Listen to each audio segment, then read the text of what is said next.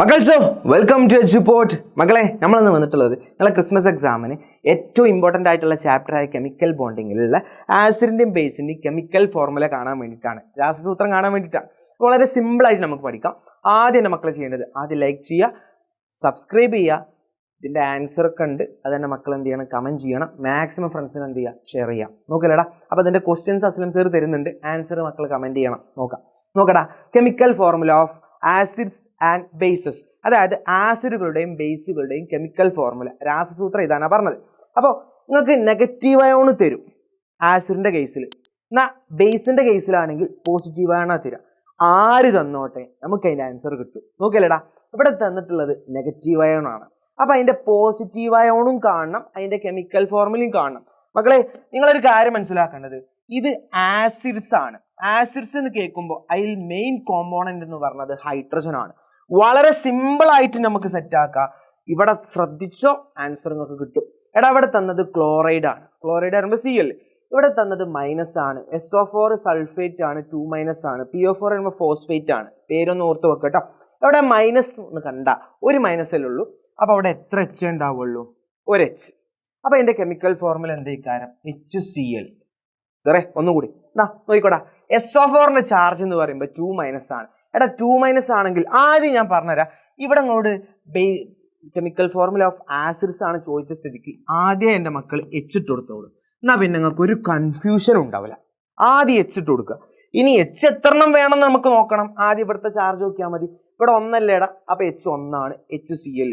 എന്നാൽ എൻ്റെ മക്കളെ ഞാൻ ചോദിക്കട്ടെ, ഇവിടെ SO4ന്റെ ചാർജ് എത്രയാണ്? 2- അല്ലേ. അപ്പം നിങ്ങൾ ഇട്ട് കൊടുക്കേണ്ടത് എന്താ? H2. ഇവിടെ 2 ആണെങ്കിൽ നമ്മളും 2 ആണ്. അപ്പൊ ഇതിന്റെ കെമിക്കൽ ഫോർമുല എന്താടാ? H2SO4. സെറ്റ് അല്ലേടാ? എന്നാ മക്കളെ, PO4ന്റെ ചാർജ് 3- ആണ്. അപ്പൊ എത്ര H ഉണ്ടാവും? H3 ആണ്. ഇവിടെ 3 ആണെങ്കിൽ അവിടെയും 3. അപ്പൊ അതിന്റെ കെമിക്കൽ ഫോർമുല എന്ന് പറഞ്ഞേ H3PO4. അതാണ് ഇതിന്റെ രാസസൂത്രം. കിട്ടിയില്ലേടാ? സെറ്റ് അല്ലേടാ? ഞാൻ പറഞ്ഞില്ലേ എന്ന് പറഞ്ഞേ, ഇതിന്റെ എന്ന് പറഞ്ഞേ HNO3. NO3ന്റെ -1 ആണ്. അപ്പൊ ഇവിടെ H എന്താണ്? 1 ആണ്. അപ്പൊ എന്താ കിട്ടുക? HNO3 എന്നാണ്. ഓക്കെ. എന്നാൽ NO3ന്റെ മുകളിൽ 2- ആണെങ്കിൽ ഇവിടെ H2 നമ്മൾ 2 ഇട്ട് കൊടുക്കണം. അപ്പൊ H2NO3 എന്നാണ്. പക്ഷെ അതല്ല മക്കളെ, ഇതിന്റെ ആൻസർ എൻ്റെ മക്കൾ എന്ത് ചെയ്യുക, ഇവിടെ ഞാൻ ഡാഷ് ഇട്ട് കൊടുത്തിട്ടുണ്ട്, അതെന്നെ മക്കൾ എന്ത് ചെയ്യുക, കമന്റ് ചെയ്യുക. H തന്നിട്ടുണ്ട്, CO3ന്റെ പുറത്ത് തന്ന 2 ആണ്. അപ്പൊ ഇവിടെ എന്തോ ഒന്ന് വരും. അപ്പൊ അതിന്റെ കെമിക്കൽ ഫോർമുല മക്കൾ എന്ത് ചെയ്യുക, താഴെ കമന്റ് ചെയ്യുക.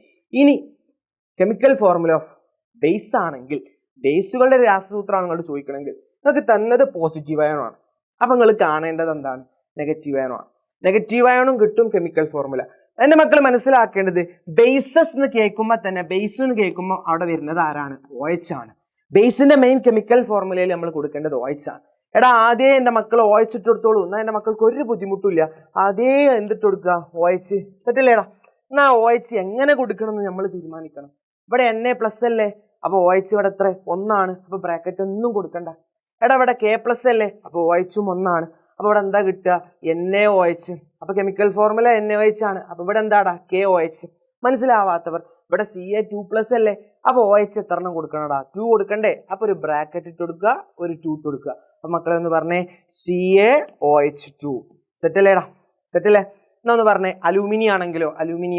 അലൂമിനിയത്തിന്റെ മുകളിൽ 3 ആണ്. അപ്പൊ അതിനനുസരിച്ചിട്ട് നമുക്ക് OH കൊടുക്കണം. അത് ഇനി കെമിക്കൽ ഫോർമുല അങ്ങോട്ടും ഇങ്ങോട്ടും മാറ്റുന്ന രീതി പറയുന്നുണ്ട്, അത് സാൾട്ടിലാണ്. നോക്കുക.